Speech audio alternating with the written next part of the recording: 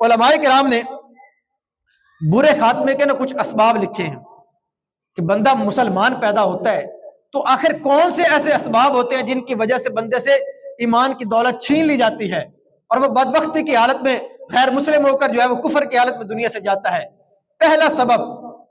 جو علماء نے لکھا ہے جو بندے کے برے خاتمے کا سبب بن سکتا ہے، وہ علماء نے لکھا ہے نماز میں سستی کرنا۔ جو بندہ نماز میں سستی کرتا ہے، نماز قضا کرتا ہے یا قضا کر کے پڑھتا ہے، فرمایا اندیشہ ہے کہ ایسے شخص سے موت کے وقت ایمان کی دولت چھین لی جائے گی۔ دوسرے نمبر پر علماء کرام نے جو بندہ ذکر کیا ہے، فرمایا شراب نوشی کرنے والا، جو دنیا میں شراب پیتا ہے، فرمایا اندیشہ ہے کہ اس سے ایمان کی دولت چھین لی جائے۔ تیسرے نمبر پر فرمایا والدین کی نافرمانی کرنے والا، جو شخص اپنے والدین کی نافرمانی کرتا ہے، بھلے وہ مسلمان ہے لیکن یہ خطرہ ہے کہ اللہ تبارک و تعالی موت کے وقت اس سے ایمان کی دولت چھین لے۔ چوتھے نمبر پر علماء کرام نے جو سبب لکھا ہے، فرمایا مسلمانوں کو تکلیف پہنچانے والا، جو شخص آج دنیا کے اندر نبی کریم علیہ السلام کے امتیوں کو تکلیف پہنچاتا ہے، اپنے مسلمان بھائیوں کو تکلیف پہنچاتا ہے، اب وہ مسلمان کسی بھی حالت میں ہے، وہ رشتہ دار ہے، وہ رشتہ دار نہیں ہے، وہ پڑوسی ہے، وہ ہمارے محلے کے اندر، ٹاؤن کے اندر ہمارے ساتھ رہنے والا ہے، وہ کسی بھی حالت کے اندر مسلمان ہے، فرمایا مسلمانوں کو تکلیف پہنچانے والے کے اوپر یہ اندیشہ ہے کہ موت کے وقت اللہ تبارک و تعالیٰ اس سے ایمان کی دولت چھین لے گا۔ یہ چار اسباب بالخصوص علماء کرام نے ذکر کیے ہیں کہ ان کی وجہ سے جو بندہ ان کاموں کا عادی ہوتا ہے، موت کے وقت اس سے ایمان کی دولت چھین جانے کا خطرہ ہے۔ تو ہمیں اپنے اعمال کے اوپر غور کرنا چاہیے کہ کیا ہم یہ اعمال تو نہیں کر رہے،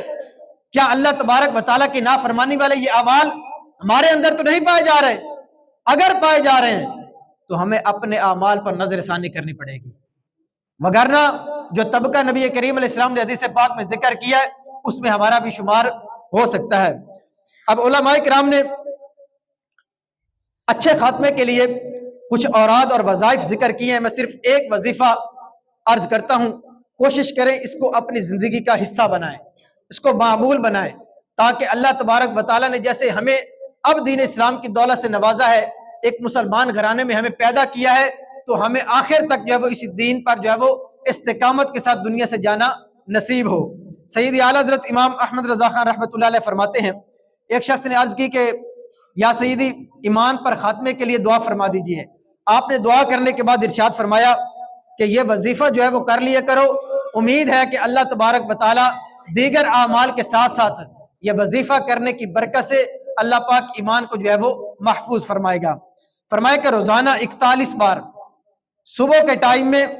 یا حی یا قیوم لا الہ الا انت، یہ اللہ تبارک و تعالیٰ کے ہی صفاتی نام ہیں، یا حی یا قیوم لا الہ الا انت، یہ صبح کے ٹائم جو ہے وہ 41 مرتبہ پڑھ لینا ہے، اول آخر درود پاک پڑھنا ہے۔ اسی طرح سوتے وقت فرمایا کہ اپنے سارے اوراد اور وظائف کرنے کے بعد جب سونے لگے تو سورۃ الکافرون کی تلاوت کر لیا کرے، اگر بعد میں کوئی ضروری بات چیت کرنی ہے تو اس کے بعد دوبارہ یہ سورت پڑھ لیں، تاکہ سونے سے پہلے ہمارا آخری عمل یہی سورت جو ہے وہ پڑھنا ہو۔ فرمایا سورۃ الکافرون پڑھ لیا کریں، اور اس کے بعد جب آپ سو جائیں گے تو فرماتے ہیں کہ انشاءاللہ اس کی برکت سے اللہ تبارک و تعالی ایمان پر خاتمہ فرمائے گا، دیگر نیک اعمال کرنے کے ساتھ ساتھ۔ اور تیسرا ایک اور وظیفہ جو یہاں پر انہوں نے دعا لکھی ہے، اللہم انا نعوذ بک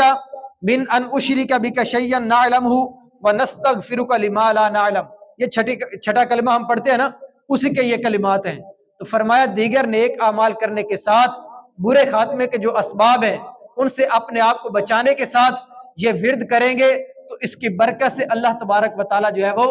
دین اسلام پر خاتمہ فرمائے گا۔